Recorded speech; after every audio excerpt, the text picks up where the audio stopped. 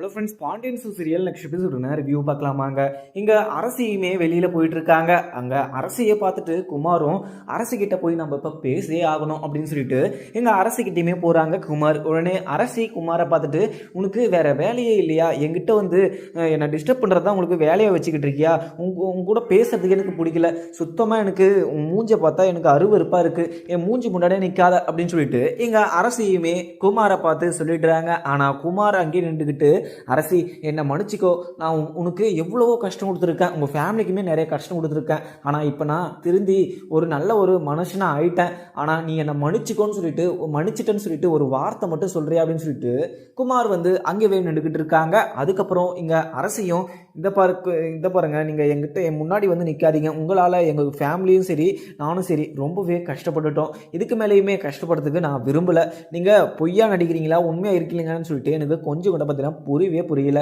ஏன்னா நீங்கள் என்கிட்ட வந்து பேசவே பேசாதீங்க. ஃபஸ்ட்டு ஏதோ அப்பத்தாக்கு நீங்கள் மாத்திரை குடிக்கிறீங்க அப்படின்னு சொல்லிட்டு தான் நான் அதை வாங்கிட்டு போனேன். மறுபடியும் உங்ககிட்ட பேசணும்னு மட்டும் நீங்கள் நினச்சி கூட பார்த்துடாதீங்க அப்படின்னு சொல்லிட்டு அங்கேருந்து அரசியுமே கிளம்பிட்டுறாங்க. அதுக்கப்புறம் என்ன, குமாரும் அரசி நான் சொல்கிறத கொஞ்சம் கேட்குறியா அப்படின்னு சொல்லிட்டு பின்னாடியே போகிறாங்க. உடனே இந்த பாருங்க, நீங்கள் பின்னாடி வர்றதை எங்கள் அண்ணனுங்க பார்த்தாங்கன்னா உங்களை உயிரோடையே விட மாட்டாங்க. நீங்கள் பேசாமல் கப்புன்னு வாயை முடின்னு கிளம்புங்க அப்படின்னு சொல்லிட்டு அரசியுமே அங்கேருந்து கிளம்பிடுறாங்க. உடனே இங்கே கோமதியும் வீட்டில் உட்காந்து சமையலையுமே பார்த்துக்கிட்டு இருக்காங்க. இங்கே ஒரு சைடு கோமதி கிட்ட பாண்டியன் பேசாமல் கோமதி சமைக்கிற சாப்பாடையுமே சாப்பிடாம கடையிலிருந்து வாங்கிட்டு வந்துமே சாப்பிட்டுக்கிட்டு இருக்காங்க. அதுவும் இல்லாமல் இங்கே பாக்கியம் வந்து மயில் பிரச்சனையை வந்து சொல்லலாம் அப்படின்னு சொல்லிட்டு வந்து இங்கே எல்லாருமே ரொம்பவே கஷ்டப்படுத்திட்டு போயிட்டாங்க. இங்கே சரவணன் வந்து ஒரு பொண்ணு கூட தனியாக பேசிக்கிட்டு சுற்றிக்கிட்டு இருக்கான். அவனை நீங்கள் கண்டிக்காமல் என் பொண்ணு இப்படி ஒரு பொய்யை சொல்லிட்டா அப்படின்னு சொல்லிட்டு கழுத்தை பிடிச்சி நீங்கள் வெளியே தள்ளிட்டீங்க. நீங்கள்லாம் மனுஷனுங்களா அப்படின்னு சொல்லிட்டு இங்கே பாக்கியம் வந்து சொல்லிட்டு போனதை நினச்சிக்கிட்டு இருக்காரு இங்கே பாண்டியனும். அதுக்கப்புறம் என்ன, இங்கே அரசி எங்கே இன்னும் காலேஜுக்கு போனவ வரல அப்படின்னு சொல்லிட்டு அப்பத்தாவுமே அங்கே வெளியில் உட்காந்து வெயிட் பண்ணிக்கிட்டு இருக்காங்க. அரசியும் கேட்டு வெளியே வந்துக்கிட்டு இருக்காங்க. அரசியை பார்த்ததும் நம்ம குமார் விஷயத்த அரசிக்கிட்ட பேசியே ஆகணும் அப்படின்னு சொல்லிட்டு தான் இங்கே அப்பத்தாவுமே உக்காந்துக்கிட்டு இருக்காங்க. அரசியுமே கிட்ட வர, என்ன அப்பத்தா வெளியில் உக்காந்துக்கிட்டு இருக்கீங்க, என்னாச்சு அப்படின்னு சொல்லிட்டு இங்கே அரசியுமே கேட்குறாங்க. உடனே அப்பத்தாவும், அதெல்லாம் ஒன்றும் இல்லை அரசி, எனக்கு மனசு கொஞ்சம் கஷ்டமாக இருந்துச்சு, அதனால் வந்து இங்கே உட்காந்துட்டு இருந்தேன். இந்த குமார் பையன் என்கிட்ட வந்துட்டு இருந்தான். என்கிட்ட வந்து அரசி என்கிட்ட மூஞ்சி கொடுத்து கூட பேச மாட்டா. அவள் இப்படியெல்லாம் பண்ணுறதெல்லாம் பார்த்தா எனக்கு ரொம்பவே கஷ்டமாக இருக்கு அப்பத்தா. ஏன்னா அரசி மேலே நான் உயிரே வச்சுருக்கேன். ஏன்னா அரசியை விட எனக்கு வேற எந்த பொண்ணுமே எனக்கு பிடிக்கல. அதே மாதிரி எங்கள் வீட்டில் பார்த்த ஒரு பொண்ணுமே பிடிக்கல. அந்த கல்யாணத்தை நீங்கள் எப்படியோ ஒரு வழியாக நிறுத்திட்டீங்க.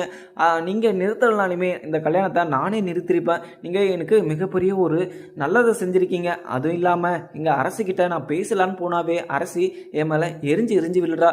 ஏன்னா அரசிக்கு நான் என்ன தப்பு பண்ணேன்? ஏன்னா நான் தெரியாமல் ஒரு முட்டாள்தனமாக அரசிக்கு நிறைய தப்பு பண்ணியிருக்கலாம். ஆனால் அதை நான் ரியலைஸ் பண்ணிவிட்டு அரசிக்கிட்ட நான் நிறைய டைம் நான் மன்னிப்புமே கேட்டுட்டேன். ஆனால் அரசி என்னை மன்னிக்கவே மாட்டா அப்படின்னு சொல்லிட்டு இங்கே குமார் வந்து என்கிட்ட அழுந்துக்கிட்டு இருக்கிறத பார்த்ததும் எனக்கு மனசு ரொம்பவே கஷ்டமாயிடுச்சு அப்படின்னு சொல்லிட்டு இங்கே அரசிக்கிட்ட அப்பத்தாவுமே சொல்கிறாங்க. அரசியும் உடனே, அப்பத்தா அந்த குமார் பையில நீங்கள் நம்பாதீங்க, அவன் அழுது ட்ராமா போட்டு எல்லாருமே ஏமாத்திடுவான் அப்பத்தா, நீங்கள் அவனை நம்பாதீங்க அப்படின்னு சொல்லிட்டு அரசியுமே சொல்கிறாங்க. அதுக்கப்புறம் என்ன, அப்பத்தாவும் இதை கேட்டுட்டு, அரசி இல்லைம்மா, இப்போ குமார் ரொம்ப மாறிட்டான். ஏன்னா அவன் உன்னை நினச்சி இந்த வீட்டில் இருக்கிறவங்க நினச்சி ரொம்பவே வருத்தப்படுறான். அதுவும் இல்லாமல் அவன் செஞ்ச தப்பெல்லாம் அவன் மனசில் குற்ற உணர்ச்சியா உறுத்திக்கிட்டு இருக்கு. அதுக்கு யார்கிட்ட போய் எந்த ஒரு பரிகாரத்தை பண்ணலாம் அப்படின்னு சொல்லிட்டு அவன் துடிச்சிக்கிட்டு இருக்கான். அதுவும் இல்லாமல் அவன் வேற எந்த ஒரு பொண்ணையுமே நான் கல்யாணம் பண்ணிக்க மாட்டேன், கடைசி வரைக்கும் நான் அரசியல் நினைப்பிலே வாழ்ந்துட்டு நான் இப்படியே செத்து போகிறேன் அப்படின்னு சொல்லிட்டு அவன் சொல்கிறத கேட்டதும் எனக்கு மனசே ரொம்பவே கஷ்டமாயிடுச்சு அப்படின்னு சொல்லிட்டு அவன் சொல்கிறதெல்லாம் என்னால் கேட்டுக்கிட்டு இருக்க முடியல அரசி.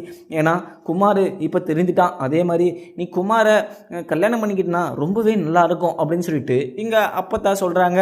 அங்கே உள்ளேருந்து பார்த்த கோமதிக்கு பயங்கர கோபமாயிடுச்சு. ஏன்னா அம்மா மேலே நான் ரொம்பவே மரியாதை வச்சுட்டு இருந்தேன். ஆனால் அம்மா இப்படி ஒரு விஷயத்த இங்கே அரசிக்கிட்ட கேட்பாங்க அப்படின்னு சொல்லிட்டு நான் நினச்சி கூட பார்க்கல. அம்மா அரசியோட வாழ்க்கையை நாசம் பண்ணலான்னு சொல்லிட்டு பார்த்துக்கிட்டு இருக்காங்க போல. அம்மாவை நான் சும்மாவே விட மாட்டேன் அப்படின்னு சொல்லிட்டு கோவத்தில் ஒரு கன்னத்திலே ஒரு அறை விட்டுடுறாங்க.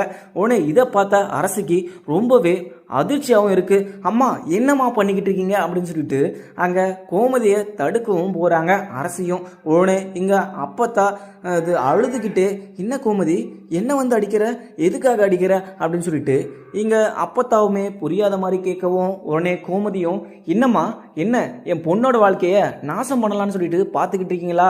என் பொண்ணுக்கு ஏற்கனவே அவன் கொடுத்த டார்ச்சர் பத்தலையா, அவன் கொடுத்த அசிங்கம் பத்தலையா, இதுக்கு மேலேயுமே எங்களை பட சொல்கிறீங்களா?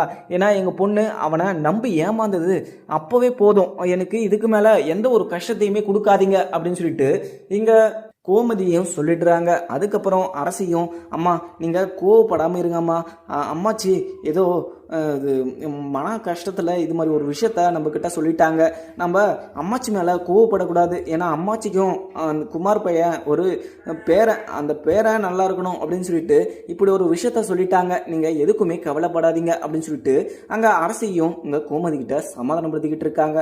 என்ன அரிசி பேசிக்கிட்டு இருக்க, உன்னோட வாழ்க்கையை அவங்க நாசம் பண்ணணும்னு சொல்லிட்டு இப்படியெல்லாம் ஒரு விஷயத்த சொல்லிக்கிட்டு இருக்காங்க. நீங்கள் அது அம்மாவை சும்மா விட சொல்கிறியா? அம்மாவை அடிச்சதோட சும்மா விட்டுட்டேன், ஆனால் வேற யாருன்னா இருந்தால் இப்போவே கொலை பண்ணிட்டு நான் ஜெயிலுக்கு போயிருப்பேன் அப்படின்னு சொல்லிட்டு இங்கே கோமதி சொல்கிறத பார்த்ததும் அப்பத்தாக்கு ரொம்பவே வருத்தமாகவும் இருக்குது. உடனே இங்கே அப்பத்தாவும் அது இல்லை கோமதி, நான் என்ன சொல்ல வரேனா அப்படின்னு சொல்லிட்டு இழுத்துக்கிட்டு இருக்கவும், உடனே எங்கள் கோமதியும், அம்மா நீங்கள் என்கிட்ட எதுவுமே சொல்லாதீங்க, ஏன்னா குமாரை பற்றி எனக்கு நல்லாவே தெரியும், அவன் மாறலை, முன்ன மாதிரி தான் இருக்கான், அவன் மேலே எனக்கு கொஞ்சம் கூட பார்த்தீங்கன்னா பரிதாபமே வராது, ஏன்னா அவன் செஞ்ச தப்புக்கு அவன் தண்டனை அனுபவிச்சே ஆகணும், அவனால் எங்கள் ஃபேமிலி எல்லாருமே ரொம்பவே கஷ்டப்பட்டாங்க, அவன் பண்ண டார்ச்சரில் எங்கள் ஃபேமிலி எவ்வளோ நடுத்தர குடும்பத்துக்கு எவ்வளோ அசிங்கமாக இருந்துச்சு தெரியுமா? அவனால் ஒரு 2 நாளாக நம்ம சாப்பிடாம தூங்காமல் அவனால் எல்லாருமே ரொம்பவே கஷ்டப்பட்டு இருந்தோம். நீங்கள் அவனை பற்றி எங்கிட்ட பேசிக்கிட்டு இருக்கீங்களே, அவனை பற்றி நீங்கள் எங்கிட்ட எதுவுமே பேசக்கூடாது அப்படின்னு சொல்லிட்டு இங்கே கோமதியும் அப்பத்தா கிட்ட சொல்லவும், அப்பத்தா அங்கே எதுவுமே பேசாமல் சைலண்ட்டாகவும் ஆயிடுறாங்க. உடனே அரசியும் அழுதுகிட்டே உள்ளேயுமே கிளம்பிடுறாங்க.